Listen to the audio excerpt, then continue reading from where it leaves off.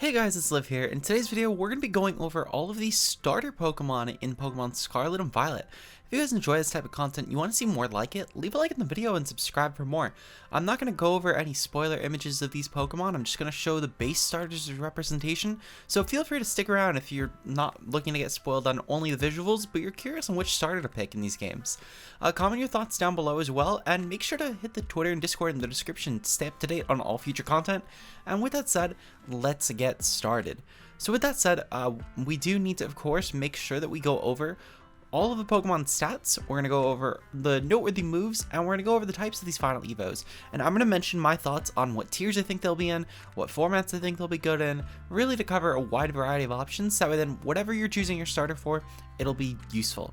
So first up, of course, we have Sprigatito's final evolution, which will be Meowscarada.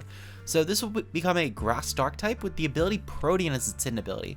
I'm not going to go over the starter abilities, I'm only going over the hidden ones, because let's face it, we all know that this is going to get Overgrow, we all know that Quax is going to have the Water One Torrent, we all know that Fuecoco is going to have Blaze. So I'm only going over the hidden ones that these get, because in all of these cases, actually, I think they're the noteworthy ones. They all got good hidden abilities, I'll spoil that right now. But in Meowscarada's case, it gets a lot going for it. Once you've finally evolved this Pokemon into its final evolution stage, you do get the move Flower Trick, which Flower Trick basically it's a 70 base power move with 100% accuracy. In fact, it's actually perfect accuracy, which is a slight distinction to make, to be fair. Because the fact that with the perfect accuracy, actually, you cannot miss even if your evasion, well, even if your accuracy gets lower. It flat out never misses though, and you always get a critical hit.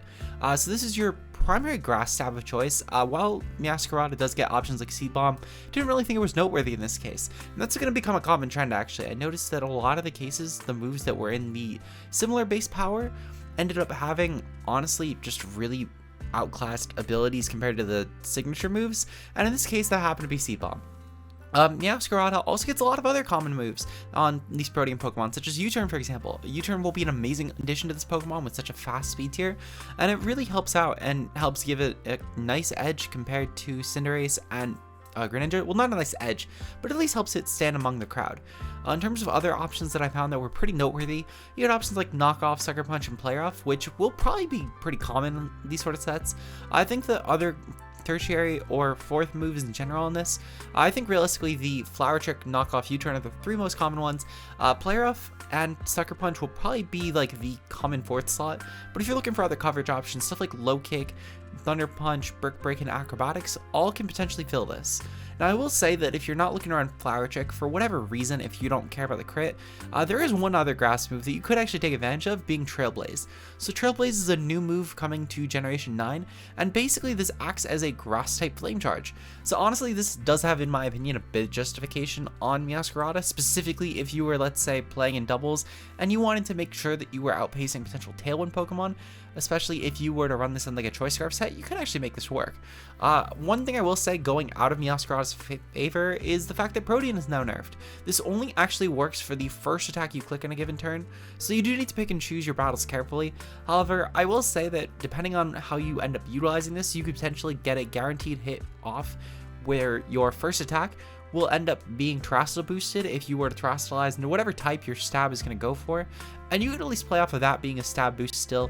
So basically you just need to turn one, pick whatever you're going to Protean into, I guess, and then whenever you're ready to commit to your Terrestrial, either you have to switch out again if it wasn't that attack, or B, you could just click the Terrestrial with whatever move you click in the first turn Meowscarada's in, and basically it's just about picking and choosing your battles carefully, because once you do commit to that, you can't change it, which I think was probably made in tandem with Terrestrial to try and make sure that you couldn't, let's say, Terrestrial Dark in Meowscarada and then go for like a Low Kick and become a fighting type while still getting a Terrestrial Dark boost. So I think that's probably what it was, and honestly it makes a lot of sense. Because if you're going to go for the Terrestrial typing, you either need to commit to it being stab or you need to commit to it being non-stab, is basically what it boils down to. So I think in Meowscarada's case, this will still end up easily being an OU Pokemon at the very bare minimum, and I could actually see it being banned, truthfully.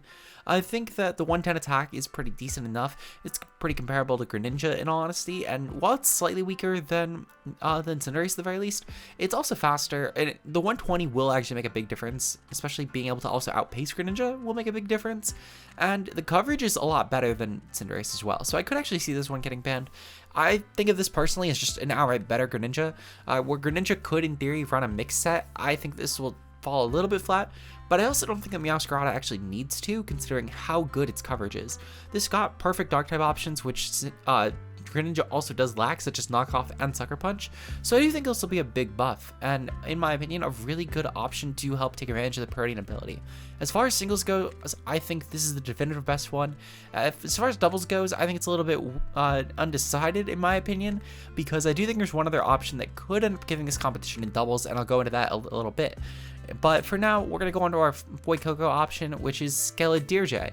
I think I butchered that. I'm so sorry to anyone who knows how to say this name properly, because I don't think I said it right. But it's a fire ghost type with Unaware, which honestly I think it's really cool.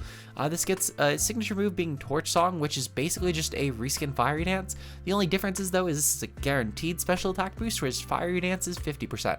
So that's honestly already a really amazing edge over other fire types as it is, because this basically has a +1 every time you click a fire stab, which is pretty decent. You get options like Nightshade, which will be really good on an unaware Pokemon, as well as stuff like Will-O-Wisp and Slack-Off. Slack-Off being an egg move, of course, which will be really useful in my opinion. And I truthfully think as far as singles goes, that Torch Song, Nightshade, Will-O-Wisp, and Slack-Off will probably be the moveset of choice. However, Nightshade and Hex will be pretty interchangeable on that sort of set. As far as other options go, you could run this on a potentially offensive set, specifically on maybe some sort of really bulky offense build with Torch Song, Shadow Ball, Earth Power, and Hex, and I think that could work really well too, or even ditching Hex at that point for Slack Off, and I think you can get a lot of mileage. However, I do think that ultimately this will probably be used as more of a bulky option on teams, at least in singles. In doubles, I think you could actually maybe throw this with like a room service or something and make it a really decent trick room breaker, considering you could go for stuff like Torch Song, then go for options like Fire Blast for a stronger fire stab, or even Heat Wave for a spread fire option, and then Earth Power and Shadow Ball, and I think you can get a lot of mileage out of this. However, I do think that ultimately for singles, this will probably end up opting for more bulky sets with heavy-duty boots. I honestly think this will probably not be an OU Pokemon. Truthfully, we know a lot of really good ground types that are coming back in the game, such as Garchomp and Lando T, so I'm already very, very uncertain on this thing's potential to stay in the OU tier. Even outside of this, I think Stall also has a lot of options that will also help, despite a lot of nerfs that Stall has been getting, which that's going to warrant a whole video. Even outside of just the recovery options, a lot of Stall Pokemon just gotten nerfs. There will also be some good options like the Slows, for example, as well as Pokemon like Powdon that will absolutely ransack this Pokemon, in my opinion. So while I don't think this will end up being an OU Pokemon, I think it'll be a UU Pokemon with niche in OU personally. This at worst will probably end up being in the RU tier, but I don't think we'll actually see that happening until the DLCs finish off. Specifically because by that point we will most likely have a dex of about 600, and maybe in that point we'll end up seeing an RU Skeledirge. But for now, I think this will sit in the UU tier for sure, with again, at both stages, whether pre or post DLC, this will probably have an OU niche definitively. I just don't think it will reside in the tier at all, but I would love to be proven wrong. This is a really cool design, and I'd love to see it do well. Finally though, we do have Quaxly's final stage.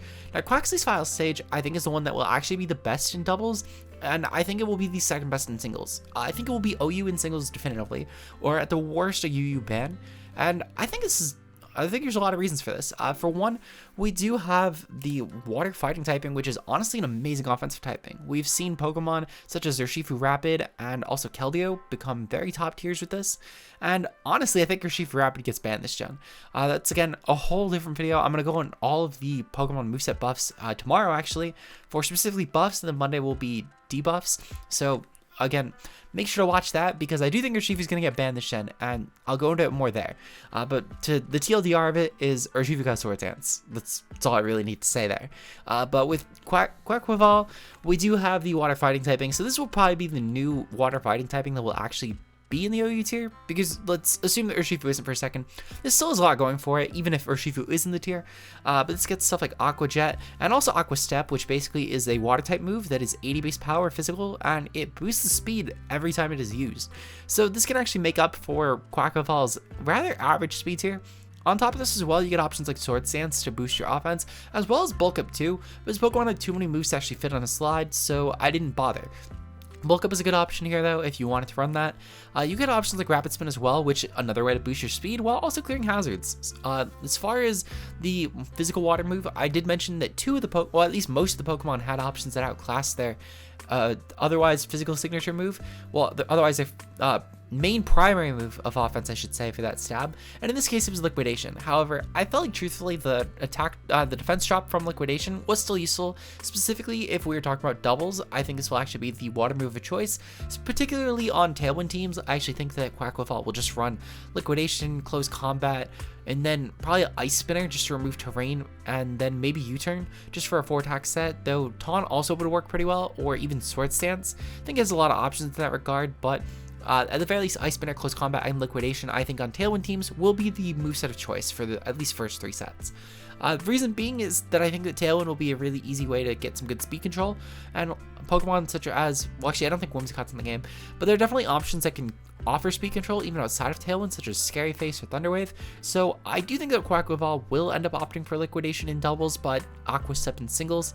As far as the moveset goes for singles, I think it's going to be Aqua Step, Close Combat, Roost, and then one of Sword Stance, Taunt, U-Turn, or Ice Spinner. I think you could actually make a case though for Roost, Taunt, Sword Stance, and Aqua Step. I was talking about this with my good friend Matt O'Shea last night. Make sure to check him out down below, by the way. He's doing a bunch of Scarlet Violet guides as well. But Matt and I were talking, and we realized that this could truthfully probably muscle past a lot of Pokemon with Sword Dance plus Aqua Step, since you're not only boosting your speed through, Moxie will also help you farm KOs and boost your attack even further, Taunt will help with stall breaking a lot, and really as long as you kill the slows, you're pretty fine. Even still, you could potentially get past slows depending on what moveset they run, and I think if nothing else, this will actually force the slow Pokemon to, like Slow King and Slow Bro that is, to run Psychic type options just for this Pokemon. Which is understandable. I mean, it's going to be a pretty top tier option, and even outside of that, they should be running it for Urshifu if it doesn't get banned anyway.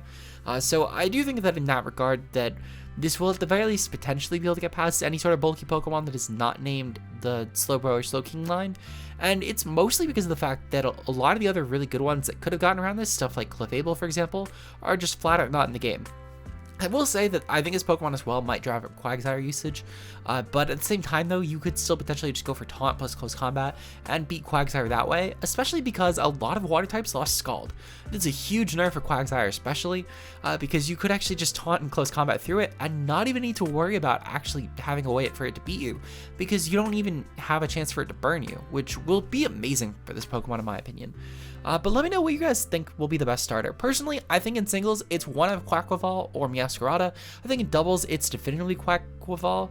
But regardless, let me know what you guys' thoughts are. And if you enjoyed, leave a like on the video and subscribe for more content just like this. Twitter and Discord links down below to stay up to date on future content, especially the Discord one, since it looks like Twitter's getting hit hard with pushing content lately. But regardless though, shout out to our channel members, of course, being Josh, aka Ultra Player, Mia, and Zeke0. Your support is greatly appreciated. And if you want to support the channel for just a couple of dollars a month, link to that as well as the join button are both down below, and I will see you guys later. Until then, peace out guys.